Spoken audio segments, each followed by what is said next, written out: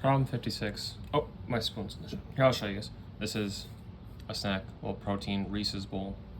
My spoon is in the shot, so I'll take that out of the way.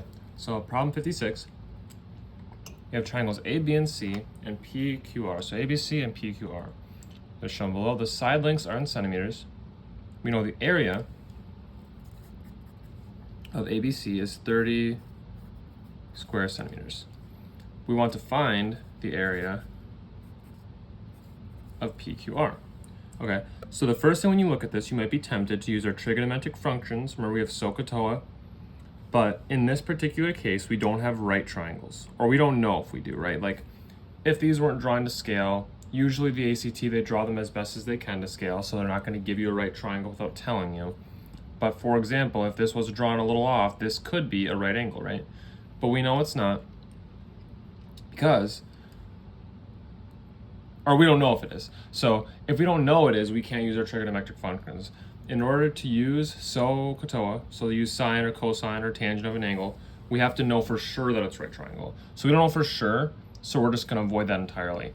And actually, that even if there were right triangles, it wouldn't help us solve the problem. So what we can do instead is a little trick that's pretty cool. So imagine, because we have x and x equal to each other, because x equals x and y equals y, remember things are equal to themselves, one of the identities of algebra. Actually, the first identity of algebra, first law of algebra. That's really important to know, so that these are equal. So then, if a problem's giving us something, we want to see how we can use that, right?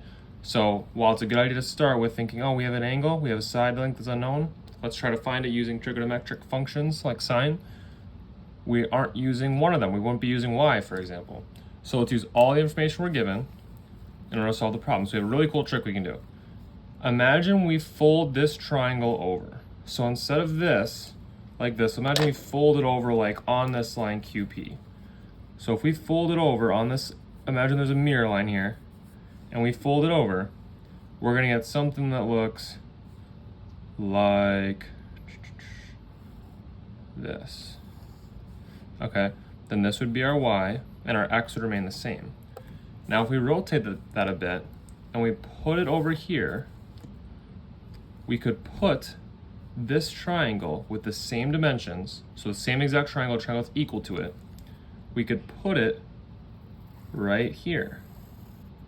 Because x equals x, so this side length remains the same, okay? And then our y is gonna equal our y, okay? And then because we know anytime we have a straight line, remember our angle measures are based off of a circle, right? So like a 360-degree angle would be like a line like this, right? Because this goes around 360 degrees. So our straight lines have an angle of 180 degrees. So if we're going around a point, this would be 180 degrees, okay? So then if you've talked about supplementary angles, so let's say we have an angle on a straight line, because a straight line is equal to 180 degrees, if we have an angle, say x, for example, we'll call it something different. We'll call it A and B. If we have angle A and we have angle B, we'll give this 2 lines. Angle A is going to equal, A plus B is going to equal 180 degrees because they're supplementary angles. So anytime we have angles that are right next to each other on a straight line, their sum, or them added together, is going to equal 180 degrees. We see that this angle here between x and y, which is angle B here and angle Q here, we see that they're supplementary angles because 70 plus 110 equals 180. So we know that this geometry works, and there's going to be a straight line here. So that means this is our 110. That's over here. So we're just moving this triangle over here. And because it's 110, we can see it's going to fit perfectly. And then because this is a straight line, we know that everything else will line up correctly. We'll get a vertical line here. Remember, our x is the same value, and this y goes over here.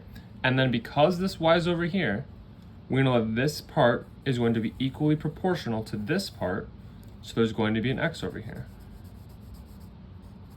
And we can make a rectangle. It looks a little goofy because I'm not the best at drawing, and it would kind of cover some of the words, and I don't want to cover the words as much as I can.